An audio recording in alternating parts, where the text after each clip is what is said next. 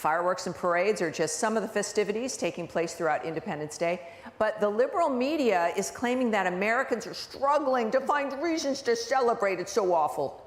A new headline from the New York Times, of course, don't you know, reads, "No sparklers for these folks." Quote, "Whether because of crowds, politics, or a loss of patriotism, some Americans are conflicted about celebrating the 4th of July. The Times outlines a New York woman's political qualms with celebrating the holiday. She told the outlet, quote, "Last summer, Roe versus Wade was overturned, and that really made me less inclined to celebrate."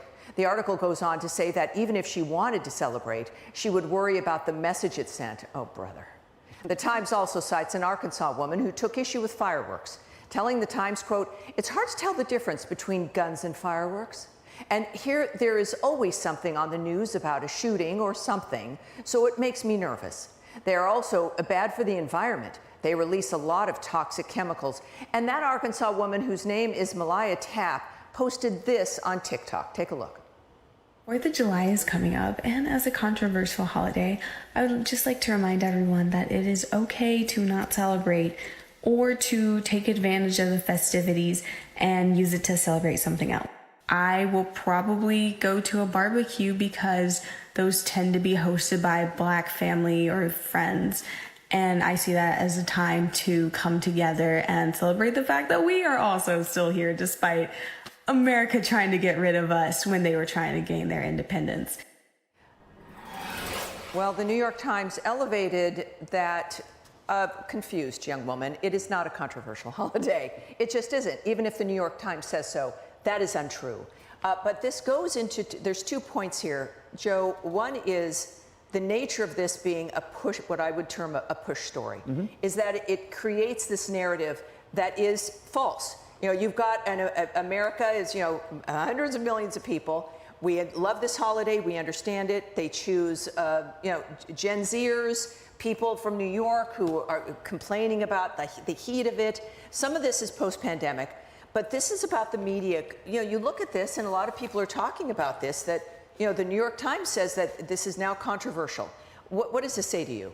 This is how the cake is baked. If we're teaching a class on bias in journalism, activism in journalism, that piece is exactly how it works. So whoever the writer was for the New York Times here basically said, all right, I have a narrative that I want to go with, but I need people we're going to portray as regular people that we're going to portray as this is indicative of how America is thinking in general on certain topics like July 4th, right?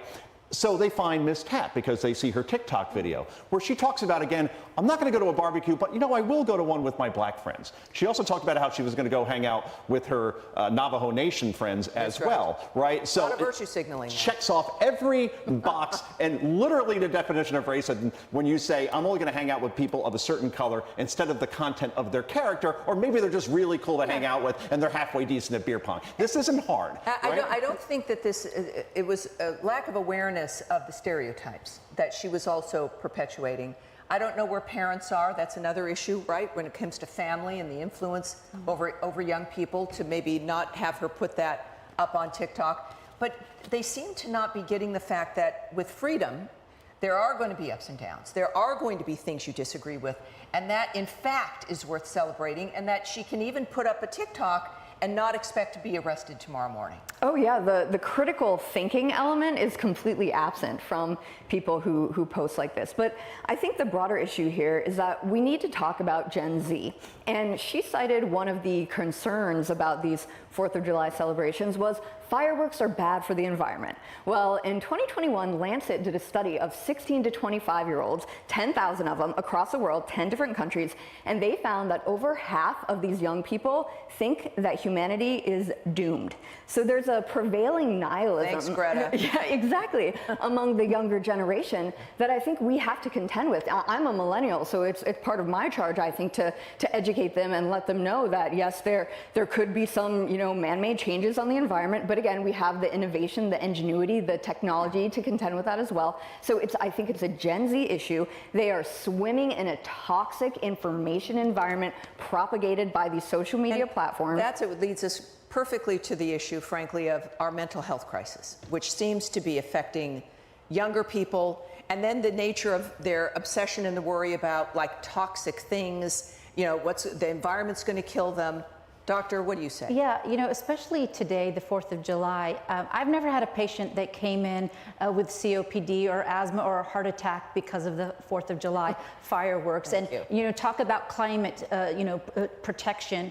What about those private jets who burn 5,000 gallons of fuel an hour? You know, that's more than one person in a lifetime as far as their carbon footprint. But, you know, I think looking at the mental well-being and the overall health of our country, it's good for us to get out, to explore, to look up at the sky and look at the beauty of the fireworks that symbolize what our founding fathers, what the servicemen and women have done for us, for this country. It's good for our social awareness, our social being. We are creatures of human-to-human interaction, and it's important that we are communicating closely and bonding with one another. Otherwise, we will see anxiety, depression, again, post-traumatic stress, increased risks of suicide. We're seeing increased risk of younger students coming in to the emergency room with thoughts of suicide, of harming themselves and others. So we got to look at the big picture. It seems like, Molly, the message from the left, one, they need to lighten up, but it really does rely on perpetual victimhood that then informs how they view every single thing that's happening in their lives, right? The Sturm and the Drang. It's like you just think nothing is going to be hopeful. You're out there all the time. Reporters, you don't have a choice. You got to get out there. You talk to people. What are you seeing? Oh, I love to hear these different perspectives. I find them fascinating. This particular video, this young So woman, you know, diplomatic. here we are on a Chinese-owned website criticizing this big American holiday that people go out and celebrate and have a wonderful time and are so grateful for their nation. And she can do that because this is America. This is like one of our fundamental things that she can get on here and criticize. And it's perfectly fine. When we talk about the generational thing, I think you brought up a great point. I'm Gen X. You know, we spent a lot of time getting yelled at to go outside, and we did. And there was no other choice. There was nothing else to do. You had to go outside.